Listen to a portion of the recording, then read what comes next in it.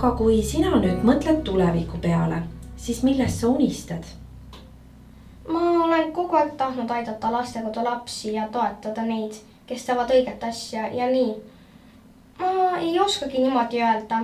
Me just täna rääkisime kasuemaga, et ma tahan teha kõike lastekodu laste jaoks, et nad ei peaks seda kannatama, mida kannatasin. Ja ma nagu lapsendada ise suurena lapsi nagu lastekodust ja kasvatada neid nii, nagu mind ei kasvatatud. Neid oma pärisema või pärisisa poolt.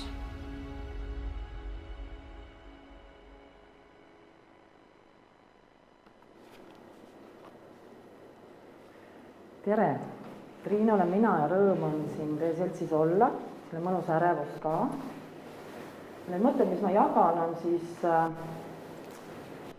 ehk minu 15-aastane teekond ja sellest väike peegeldus nii sellest, mida ma olen teinud tööna SEB Headusfondis, mittetulundusühingus ja nende laste jaoks, kes ei saa elada oma päritoluperes ja samal ajal ka oma peres kasvav 5 bioloogilise lapsega koos kasvades. Et see on siis mu tänane lugu ja räägin huviharidusest. Ja ma tegelikult alustan sageli, kui ma räägin fondist sellise metafoorse küsimusega, küsin praegu ka nii saalis kui teie käest, kes te olete kodus või tööl ekraani taga, et kui mõnel päeval on kehva olla, mis te siis tavaliselt teete? Hene, mis sa teed siis, kui sul on kehva olla? Kuidas sa ennast aitad? Vanasti ma mängisin ka klaverit. Aga nüüd ma vaatan mõne lõbusa filmi või loen natukene raamat. Aga ilukirjandust ma ei ole eriti luules. Mulle meeldib. Et on muusika, kirjandus.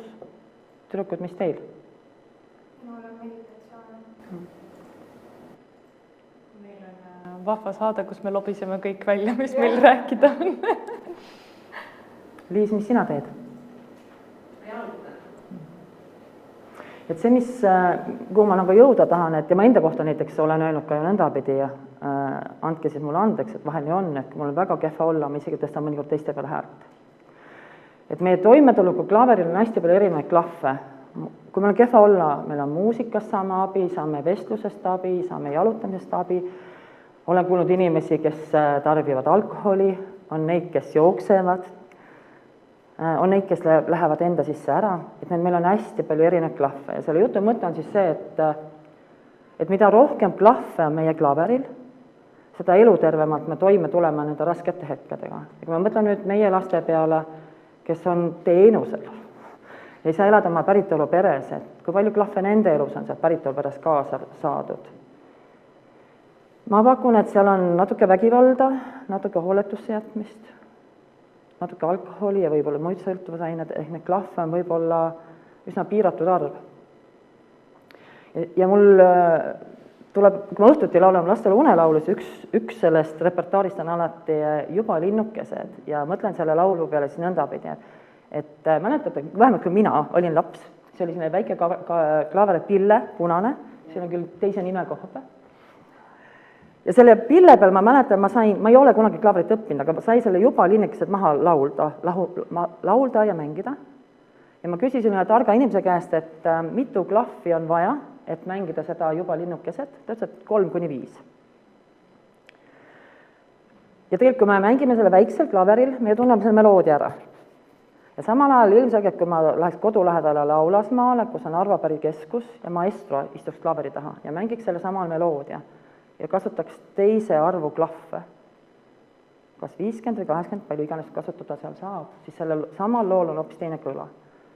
Ja see sama mõte siis mind kannab, et kui ma küsin, et mida me fondis teeme laste jaoks, siis mul on alati kaasas see klaveri metafoor. Et mul ei ole nagu lootust, et me teeme midagi, siis maailm kohe väga muutub ja saab teise värvi, aga võib-olla mõni klahv on seal laste eludes siis juures. Et selle klaveri metafoori peale ma kutsun teid kaasa mõtlema nii oma eludes kui ka täna siis, kui te minuga kaasas olete. Ja nagu ütlesin, töötan SEB Headusfondis, me oleme mittetulundusühing loodud 2006 ehk tänaseks juba 15 aastat toimetanud. Ja see 15 aastat olen ka mina fondis siis kaasa olnud. Ja see põhjus, miks ma siis täna siin laval olen, on just see, et kelle jaoks me töötame, et asendus- ja perekodudes elavate laste heaks, turvakoduteenust pakkuvad asutused on meie partnerid ja ka meil on projekte, kus saavad osa ka eestkoste hooldusperede lapsed. Et selline, see, kelle heaks me ei tööta, on, ja ma ei taha öelda, ei tööta. Ma mäletan 10 aasta tagust, isegi 14 aasta tagust kohtumist lapsendajaperede esindusega, oma perega, ja seal ma tookord ütlesin, et me fondi tuge anda ei saa selle tõttu, et siis, kui laps on juba lapsendatud, siis ta on nii-öelda selle pere oma. Tänases päevas on mul tegelikult selline lause, et jaa, me ei tööta küll täna lapsendajaperede jaoks siin listis niimoodi, aga kui ma saaks teha kõik, siis ma teeksin selleks, et iga laps saaks elada peres. Ja seda ma ütlen küll. Ma mõnes mõttes teen vähimal rohkemal määral seda, mis ma oskan, et lapsed saab peredes elada. Et laps kuulub perre. Ja siis 15 aasta jooksul mõned märksõnad, et kui ma teile oma lugu jutustan, et millele ma tuginen või kus ma selle kogemuse võtan, et meil on olemas peremajade taotlusvoor, et asenduskodu pered saavad küsida toetust selleks, et teha miskit oma perena koos, et mudeldada rohkem seda toimetulekut, vähem institutsionaalset hooldust ja toimetulekut ja rohkem perena toimetulekut. Ja seal on me kuskil läbi oleme vaadanud 700 taotlust ja andnud sinna ka oma toetuse. Siis meil on aastate jooksul olnud laua ligikaudu 500 hobistipendiumi toetusotsused. Ma nii palju võib-olla täpsustan, et kui on 500 hobistipendium toetusotsust, et siis ei saa tuua nagu seda lugu, et kui Helen ütles ennist, et teenusel on 1000 last, et siis pooled lapsed neist, et ka need lapsed, kes on sügavraske puude, siin on ka väga palju korduvotsuseid. Ja see on põhjus selle tõttu, et me ütleme alati, et me oleme nii kaua teel lapse kõrval, kui ta vähegi tahab midagi teha. Et see 500 on nii-öelda toetusotsus, mitte niivõrd lapsed. Samamoodi õppestipendiumi toetusotsuseid on siis 2011 alates oleme õppestipendiumid välja andnud ja selle aja jooksul on 1500 otsust oleme välja andnud.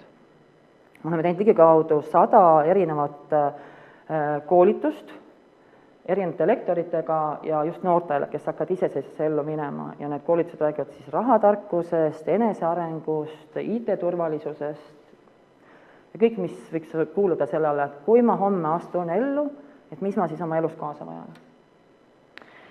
Me teeme iga-aastaselt sündmusi, igakuiselt, kutsume lapsi teatrisse, spordivõistlustele, teemapäevadele, perepäevadele ja kui ma päris aus olen, siis kui ma tulen näiteks 10 aasta pärast rääkima seminari fondi tööst, ma nii tohutult tahaks, et ma enam seda lugu, mis on see number 400 taga peidus, et ma seda enam ei näita, vaid ma tahaks, et pered ise võtnud vastutuse ja korraldavad. Me anname küll ressursi. Täna ma ikkagi näen, et just paar nädalat tagasi vaatasime viimase taotlusvooru taotlused läbi ja mina ise olen ääretult suur teatrisõber. See aitab kaasa laste lugemusele, mõttemaailmale, kogemusele, kui reisida ei saa, siis mine raamatutega kaasa, et ma olen väga suur teatrisõber ja mul on alati hästi kurb vaadata, kui taotlusvoorus on näiteks üks pere tuli sooviga, et ta tahaks minna ka teatrisse. Et ma ütlen siin edasi, kui ma näen, need peremade taotlusvooru taotlused hakkavad olema seda nägu, kuidas mulle tundub, et ideaalmaailmas võiks olla, siis ma arvan, selle 400 osa lõpetame fondis ise ära, me küll jõustame seda, aga me enam ise ei tee, et senikaua, kui seda initsiatiivi võtmist valdkonna poolt on natuke vähem, siis me ka korraldame neid asju. Et 400 sündmust umbes. Ja igal sündmusel osaleb siis kas 330 kuni 400 last, et pered erinevatest arvust. Me oleme teinud koolitusprojekte ligikaudu 50 ja mul ütles SEB personaliosakond, et sellist terminit pigem ei ole olemas, ütlesin koolituskontakti. See ei tähenda seda, et meil on 1500 perevanemat koolitusel olnud, aga tõesti, et kui me teeme koolitust ja on inimesed saalid, siis seda ma olen nimetanud koolituskontaktiks. Et seda oleme teinud ja üks võib-olla enim tuntud meie projektidest on jõulusoovide puu, mida üle 10 aasta oleme koostöös heade Eestimaa annetajatega teinud, et kui saabuvad jõulud ja lapsed saadavad jõuluvanale ja me oleme siis vahendavskontor, oma mõtted ja unistused, et oleme annetajate abiga aidanud neid täita. Ja mõned eriprojekti teeb. See on mu lugu. Ja nüüd ma siis räägin võib-olla natuke rohkem selle hobistipendiumi vaates, et mis on need klahvid, mida me annetaja toel oleme laste eludesse andnud, ja mis on nende mõju. Ja seda mõju kindlasti saab mõõta näiteks numbrites. Indikaatorid on näiteks täna laval käinud läbi ja mingid erinevad meie sellised, need sõnad, mis on meile endale täiskasvanutele kuidagi omased, eriti me projekti kirjutame ja aruandeid teeme. Ja tõin siia nagu 2 sellist võrdlust, et kevadises voorus oli meil hobistipendium 2 korda aastas, kevadel ja sügisel ja kevadises taotlusvoorus oli 56 stipendiaati ja praegu siis sügisvoorus 92 stipendiaati. Ja ta jaguneb umbes nõndapidi, et 2/3 on asenduskodudes pärit asendus- ja perekodudest pärit noored ja siis kolmandik peredest kui peredest. Ja siit tõesti see vanusevahemik on ka ju nõndapidi, et kõige noorem taotleja selles voorus oli 5-aastane ja samal ajal meil on ka noored taotlejad, kes on järelhooldusel ja tänaval õpivad, ega nendel on õigus oma taotluse esitada. Ja milliseid tegevusi me toetame? Tegevuste võtmes võime teha loetelu, et näiteks praeguses voorus on 15 noort, kes tegelevad ratsutamisega, jalgpallureid on meil, on rattasportijaid, on ka kalastajaid, tennises käib üks poiss, üks mängib discgolfi ja nõnda edasi.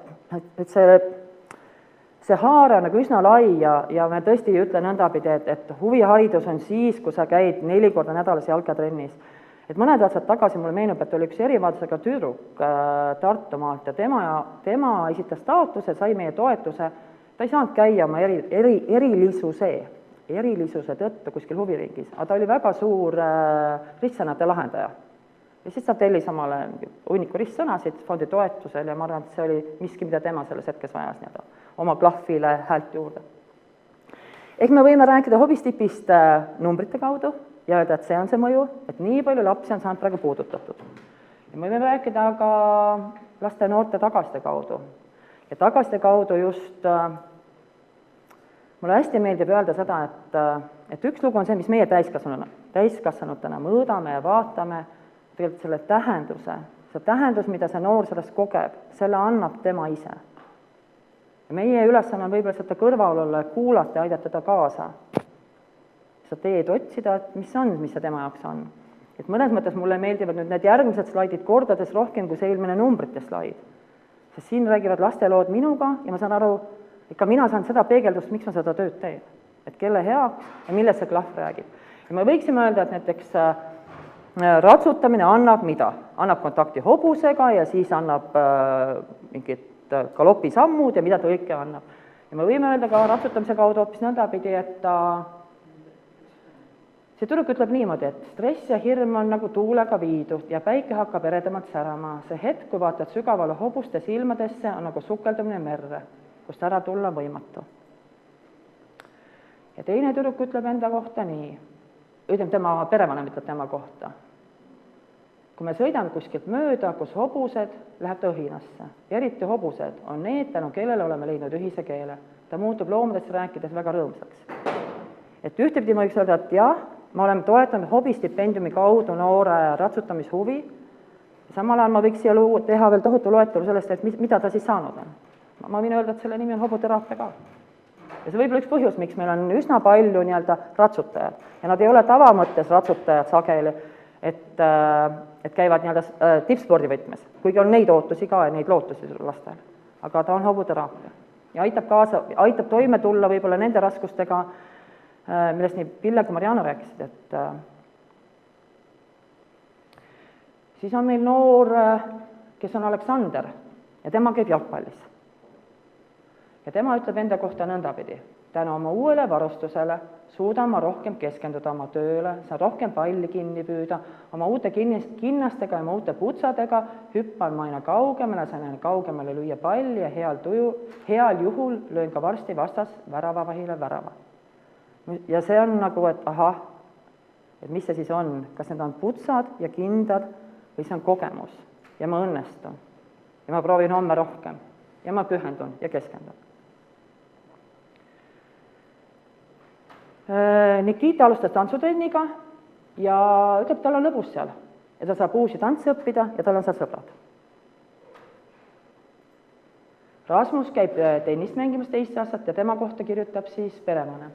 Trennis on tekkinud head suhted teiste lastega, mida muidu nii naljalt ei tekkinud. See on aidanud suhelda poisil ja toonud ka juurde uusi huvisid. Et kas me räägime tennisest või tegelikult me räägime suhetest, mida ta vajab. Et me ei räägi tennisest kui teenusest, et me räägime tennisest kui suhtest, mida ta seal kogeb. Meil on Priit, kes on tegelenud arboristikaga ja tema vajab ühte mingit erilist vahendit endale ja ütleb nõndapidi, et sellega on väga lihtne ronida ja laskuda. Kui mul seda vidinat ei ole, läheks poole kauem aega ülesse saamiseks ja puu võõras liikumiseks. Ta tahab tunda võrdsena. Ta tahab olla nii, nagu tema juhendaja. Ta tahab olla temaga koos ja samal kõrgusel. Ja ta ei taha olla all mingit teiste vahenditega, tahab olla seal. meie selleaastane stipendiaat on ka Karlis ja tema alustas kergejõustikuga ja ütleb enda kohta siin nõnda, näiteks kui kuri koer ajab mind taga, siis ei saada mind nii kähku kätte. Kui vaja, saan kiiresti mõnele pätile järgi joosta, üle aia või väravate hüpata. Õpin kaugemal õigesti hüppamist, ei kuku nii kergesti. Ja ma võin eksida, kuigi ma arvan, et ma ei eksi. Et see peaks olema noor, kes tegelikult kevadvoorus käis meil parkuurimas. Ja kui ta kirjutas parkuurimise selle motivatsioonikirja, siis ta rääkis millest. Ta rääkis sellest, et mida ta kõik õpib praegu tegema ja kui ta tulevikus saab politseinikuks ja siis on vaja patt kinni püüda, siis ta saab kõiki neid võtteid kasutada seal. Ja tegelikult seesama hobitegevus annab talle vaate sinna homsesse. Et ta annab mulle oskuse ja ta annab mulle vaate ja visiooni, kuhu poole. Kas temast saab? Võib-olla siis üleskutse sellele, kes teeb järgmise 5 aasta pärast elluastavate noorte uuringud, siis on ta 20, et siis küsime, kelleks ta õpib. Aga võib-olla on see, mis aitab teda mingile kindlale eesmärgile lähemale. Meie stipendiaat on ka Marko ja õpetaja kirjutab siis tema kohta, et tema tegeleb maalimisega. Et on selge, et kunst annab talle võimaluse sukelduda reaalsest maailmast teise, siseilma, ja ta ei karda seal ringi ujuda. Lõunaloas me sinuga rääkisime natuke ka meelemürkidest, et meil on ka teised teed ujuda oma sisemaailmas ja ma arvan, et see on kordades turvalisem. Meil on Arianna, kes ütleb, et ta käib korvpallis ja ütleb, et seal on mõnes mõttes lihtsad harjutused ja kui seal on aga rasked harjutused, siis ma ütlen, et ma ei oska. Aga treener ütleb mulle, ma suudan. Ja mis ma sellega kogen? Me võime olla ristikes, et ta käib trennis X korda nädalas ja tegelikult ta kogeb seda, et ma suudan. Ja tema usub minusse. Meie stipendiaat on ka Joonas, kes ütleb, et talle meeldib rulaga trikitada ja ta vajas rulaga trikitamiseks mingeid vahendeid. Need on siis põlvekaitsmed, säärekaitsmed, küünarkikaitsmed ja kiiver ka. Ja mis me seal talle õpetame? Ühtepidi õpetame, et tõesti pane kaitsmed peale, kui sul need on. Ja teist ütleme ka, et sa pead endast head hoolt kandma. Sa pead valima turvalisi teid. Me ütleme väga palju asju nende samade asjadega, mis me näiliselt anname talle võib-olla mingi vahendi. Ja nagu ma ütlesin, et me võime mõõta mõju selle slaidiga, kus ma näitasin numbreid, mitut last me toetame. Ja kui ma teen oma tööd, siis ma tegelikult ma loen mõju nendest motivatsioonikirjadest ja tagasikirjadest. Sest kõikidel noortel lisaks selle, kui nad taotluse esitavad, alati on ka tagasitega andmise kohustus. Et see on üks ilusamaid lugusid mu töös, igapäevatöös. Ja siis võib-olla ma nüüd natuke jagan seda mõtet, et lihtsalt tagasi eelmise slaidi peale, et just nimelt, et kas me mõõdame andekust või kogemust või tulemusi, kui kaugele ta kõrgust ja kaugust hüppab, või me mõõdame seda tähendust, mida ta enda jaoks loob. Ja ma arvan, et see tähendusel on kordades suurem ja ravivam teraapilisem mõju. Siis on küsimus selles, et millise kogemuse saab laps ja noor, kui ta stipitaotlust esitab. Ja ei ole väheharv see vastus, mida ma kuulen nii perekodu vanemate seast kui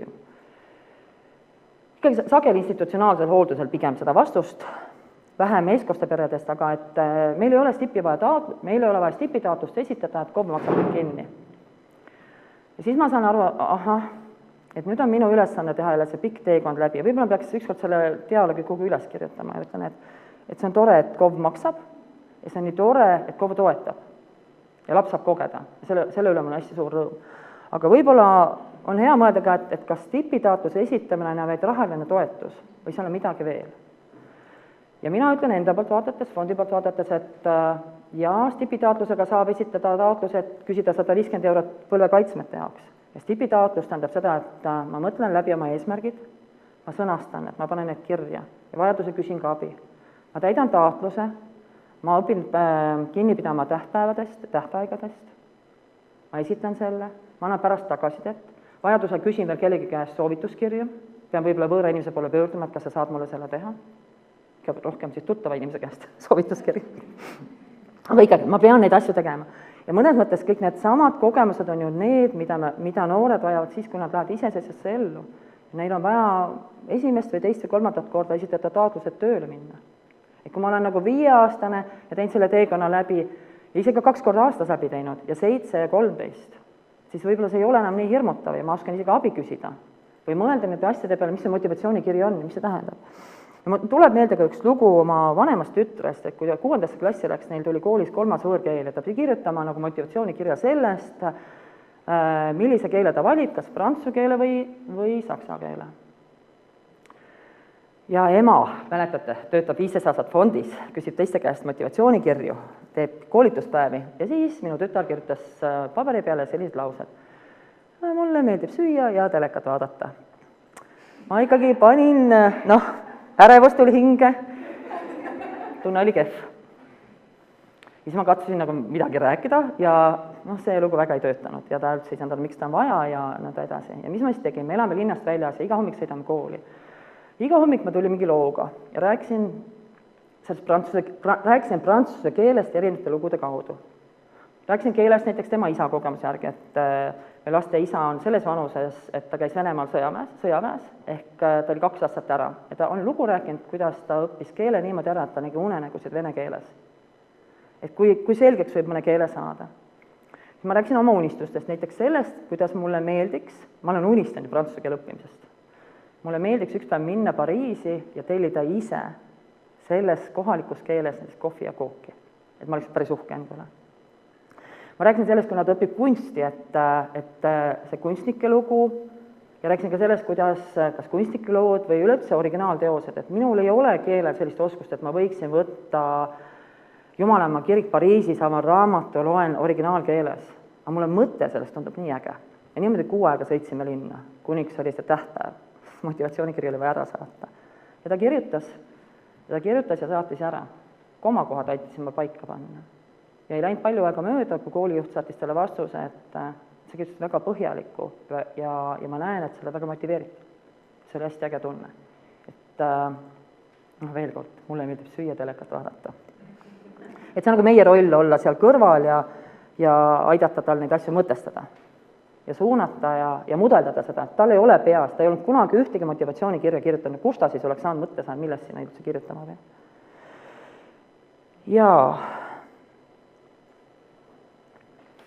see on võib-olla ka natuke vastus küsimusele, kui Meelis siin ennem oma partneriga rääkis, et kelle ülesanne on noori kaasata. Ja kellel vastutuse paneme, kas noorele või on see meie roll täiskasvanuna. Siis järgmised laused, mida ma sageli kuulen, ja ma ütlen sageli, näete, mis keha kõik, sageli kuulen. Ta ei huvitu milleski, ta ju jätab jälle pooleli ja meilt ei tule taotlusi. Ja see on mul see koht, kus mul on nagu kurb. Ja ma jagan ühe loo. Sellest on ka mõned aastad möödas, kui me ühe perekoduga tegime koostööd ja seal perekodus oli üks noor, kelle meeldis pildistada. Ja me saime ühe telefonide maaletooja ettevõttega kokkuleppele, et ta andis selle tüdrukule, kelle meeldib pildistada, ühe uuema kaamera. Et telefon, kaamera ühes, et sellega saab päris häid pilte teha. Ja me sõitsime pikamaa sinna kohale ja et ei oleks näinud asi, vaid et oleks ka oskused, siis me võtsime kaasa tuntud fotograafi Remo Savisaare ja tegi töötoa. Ja see tüdruk sai töötoa lõpetas ka selle telefoni ja olime tagasiteel. Üks kolleeg mu autos tagasiteel küsis nõndapidi, et huvitav, et mul on kodus samas vanuses tütar, kui ta oleks teadnud, et see telefon seal laua peal kuulub talle, no ta ei oleks seda kõrvalt vaadanud, ta oleks ilmselgelt teinud kõik endast olenevat seda oma pihku saada ja proovida ja uudistada. Ma ütlesin, ahah, ma jagasin seda lugu Pille kolleegi Maire Riisiga, traumaterapeudiga ja Maire ütles sealt ühe lause, mis mind kannab nüüd aastad hiljem ja aitab mul lahti mõtestada meie laste lugusid.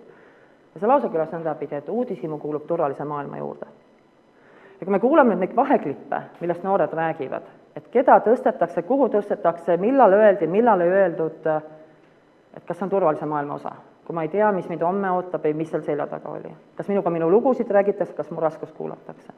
Et kui meie lapsed istuvad kapuutsid peas ja ütleb, et ma ei huvitu milleski ja mul on savi, siis ma saan aru, miks nad seda ütlevad. Sest kui maailm ongi nõnda ebaturvaline, nagu meie täiskasvanuna mõnikord need ellu seda ebaturvatunnet aina juurde loome ja neid kuulata ei oska, neid avada ei oska, siis võib-olla on ainu võimalik öelda, et mind see ei huvita, mind ei koti ja pane kapuuts pähe. Aga see on meie ülesanne aidata need lood lahti kodeerida.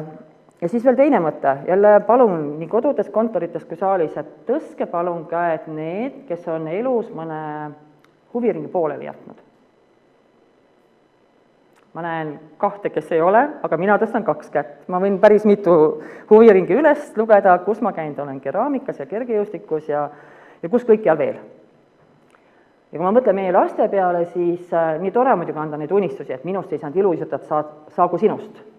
Aga tegelikult ma mõtlen nõndapidi, et kui nad proovivad ja kogevad, siis nad saavad oma klaverile 1 klahvi juurde.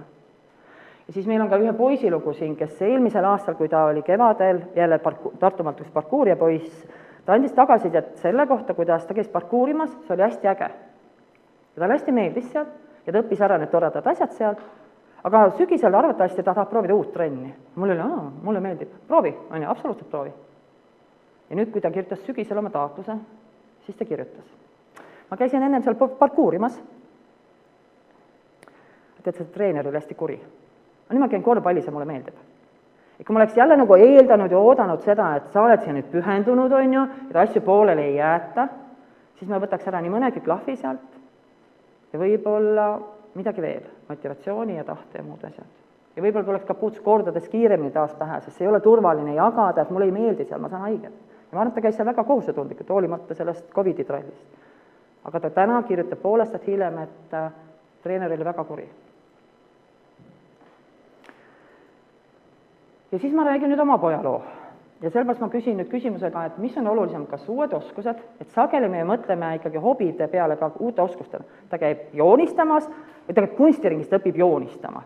Ja siis ta käib korvpallist, õpib jalgpallis, õpib seda mängu mängima. Ja mina küsin, et kumba tähtsam, kas need uued oskused või suhe. Ja kui Pille kõnet kuulasin, siis mulle hästi meeldis see suhtelugu.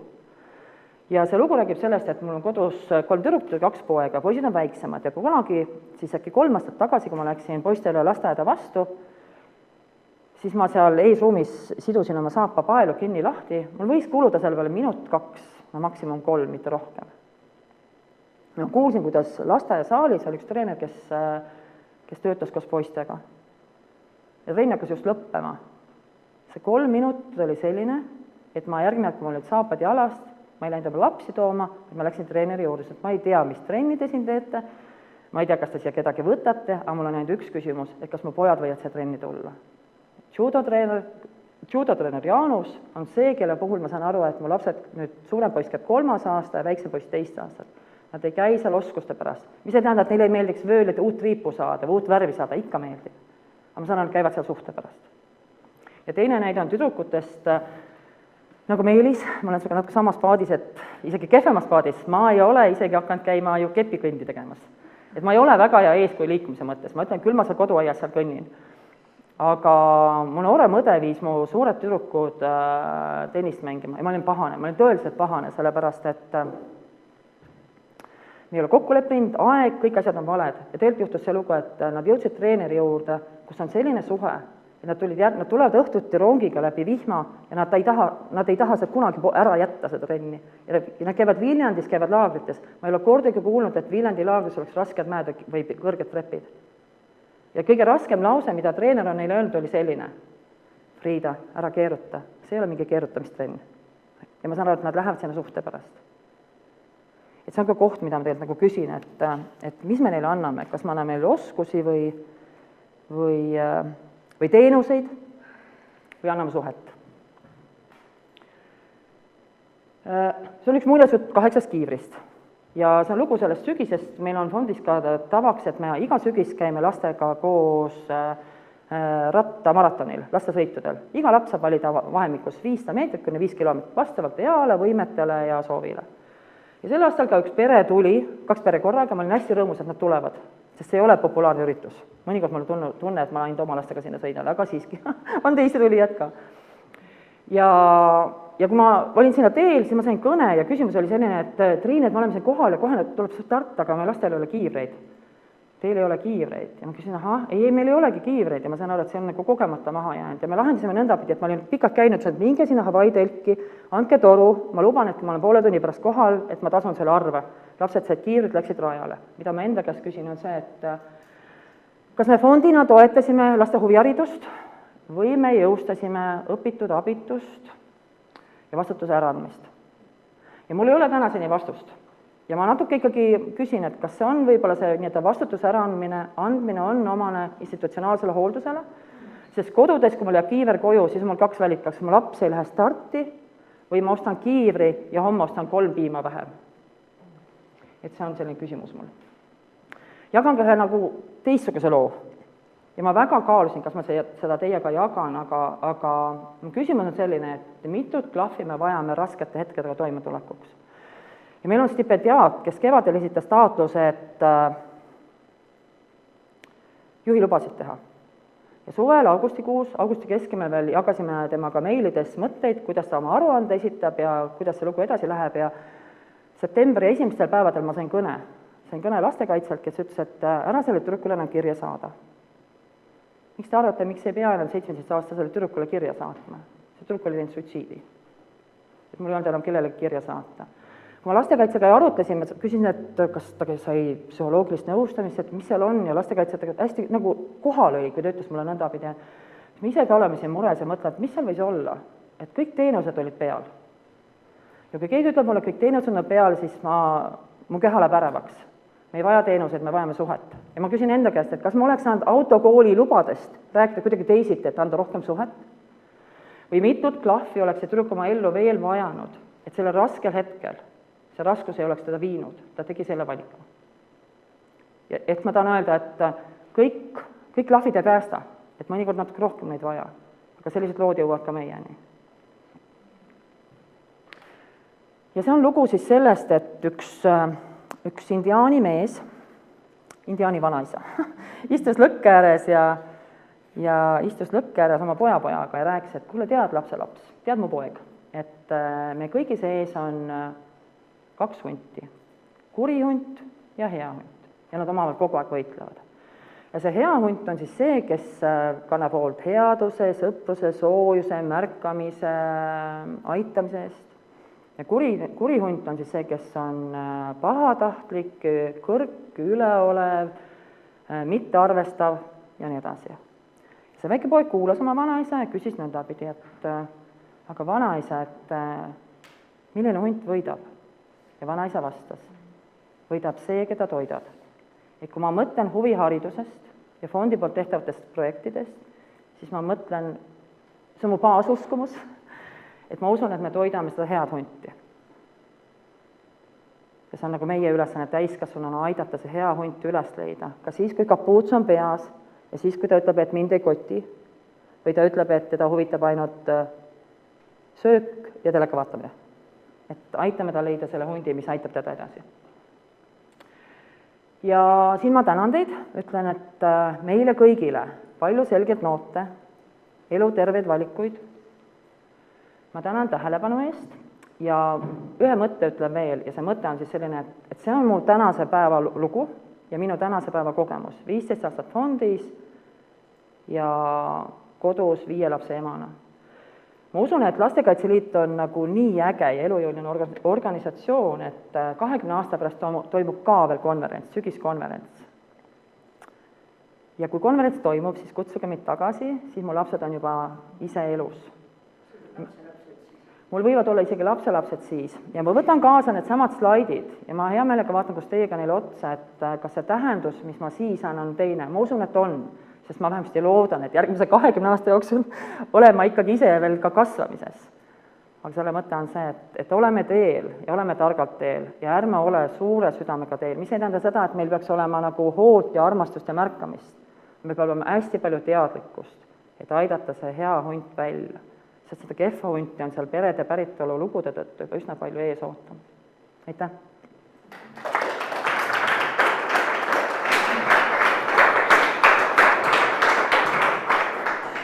Nii, ma panen korra oma paberid kõrvale. Mina tahan tänada Triinu juba sellepärast, et kõik see, millest sa täna rääkisid, oleme meie Kariniga väga palju osa saanud, mis on väga tore.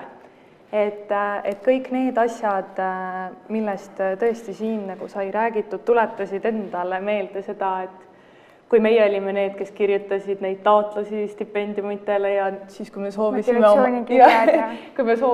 oma perega minna väljasõitudele ja valisime teatrietendusi välja, siis see on need vähesed teatrietendused, aitäh! meie olime need, tänu sellele on meie see teatri pisik küljes. Sealt me selle saime ja sellega me tegeleme ikka veel kahjuks. Aitäh sulle, õnneks. Aitäh! Nii, aga tegelikult oli siin küsimust ka, et ega ma niisama sind siit ära ei lase. Vaatame, küsime. On tekkinud küsimus, et SEB heategevusfond on pikalt olnud seotud asendushoolduse valdkonnaga. Kas sa näed süsteemis muutusi selle ajaga? Kui jah, siis mis on kõige suuremad muutused? No eks ikka ju näen, et mulle meeldib, kui te guugeldate, siis on selline artikkel, mis ütleb, et naela võib seina sisse lüüa, seina sisse konksu panna ja konksu otsa kaabuvarna panna. See on mu selline ütlus, et muidugi ma näen, see, et on uued majad, see on ju hästi tore, sest ka see olme annab väga palju nagu ruumi juurde, aga me oma peres oleme katsunud, et iga lapsel oleks oma tuba, et natuke seda kollektiivse elamist puhverdada. Aga mu mõte on siis see, et seinad ei saa armastada ja see, et me oleme need seinad loonud, ei ole aidanud tegelikult seda, et ma endiselt kuulen laused, et teda ei huvita miski. Või teda ei koti. Et ma olen nagu ma ütlesin, et mul on ka enda peas, et ka fondi projekte ma olen ju kogu aeg jooksvalt kogu aeg muutnud, vastavalt selle, kuidas me ise siin kasvame ja valdkond kasvab. Ja ma jään selle juurde, et iga lapse koht on peres ja ma selle koha peal ei saa nagu, kuidas ma nüüd olen siis poliitiliselt korrektne, aga ma tahan öelda seda, et ma ei saa öelda seda lauset, et asenduskodu on ka väga hea, sest ma tahan tõesti öelda, et ma tahan, et iga laps elaks peres. Et see on see, millest ma seisan. Aga ma siinkohal ütlen, et asenduskodus oli ka väga hea. Jaa, absoluutselt on, jaa. Aga ma ütlen seda, et ma jätan endale selle mõtte, mul on uskumus, et iga lapse koht on peres. Ja tõesti ma näen ka seda, et ma näen oma töös ju erinevaid peegeldusi, et kuidas tulevad laste kaaskirjad, kes on institutsionaalsed hoolduselt ja nende laste kaaskirjad, kes tulevad eestkoste hooldusperedest. Et see kontaktilugu, et ma ei küsi teenust. Ma usun, et lastekodus saab väga head teenust. Aga ma tahan suhet. Ja nagu Meelis ka ütles ju seda, et olid need poisid, kui ma õigesti ütlen, ja siis need perevanemad läksid ära ja siis tulid uus perevanem ja ka tema läks ära. Ja üks lugu, mida ma jagan, see on üks dialoog ühe ei ole endise, tänase asenduskodu juhiga, et tervitan, kui end ära tunned, aga ükskord ma küsisin ta käest nõnda pidi, et kuule, et see poiss on teie asenduskodus olnud alates 6. elukuust. Et mitu emad on, ta on täna täisealine, mitu emadol on ja siis juhataja tegi, üle 10 ei ole. Aga mitu ema on sul? Ta ütles, üks. Et see on võib-olla vastus see, et miks ma usun peresse. Ja see ei tähenda seda, et asenduskodus ei ole toredad inimesed ja suurt südant ja toredaid hetki. Ja ainu võimalik, et sina tuled sealt ära selle tunde, et see oli minu pere, sest see oligi sinu pere ja sealt said oma toe, tänu sellele oled siin. Aga päriselt ma usun sellesse, et ma ütlen ka, et minul on ka üks ema ja ma olen 45 ja ma olen endiselt oma ema-isa järelhooldusteenusel. Ma ei saaks täna siin olla, kui mu ema-isa ei võtaks jälle laste eest hoolt ja homme ei saaks teatrisse minna, kui nad ei võtaks neid ja viiks neid sinna samasse judotrenni ja nõnda edasi. Et ma arvan, see on see, mida annab pere, mida me ei saa institutsioonist. Ja see on selle institutsiooni eripära, et see ei ole hea ja halb, aga see on nii. Ja seal ei ole puhvrit, aga me vajame oma elus puhvrit, et tulla raskete päevadega toime. Aitäh sulle. Kas kellelgi on veel Triinule küsimusi hetkel siin? Seda viimast tahaks kommentsitaarina Ma ütlen uuesti, Nadja, ma olen 45, ma olen 5 lapse ema, ma kodus 5 elusat tervet last ja ma olen endiselt oma laste järelhooldusteenus. Ma olen endiselt oma vanemate järelhooldusteenusel ja ma loodan, et ehk ma siis selle suhet väärtustades oskan teha midagi, et ka minu lapsed tahavad olla minu järelhooldusteenusel minu surmani. Aitäh sulle. Aitäh.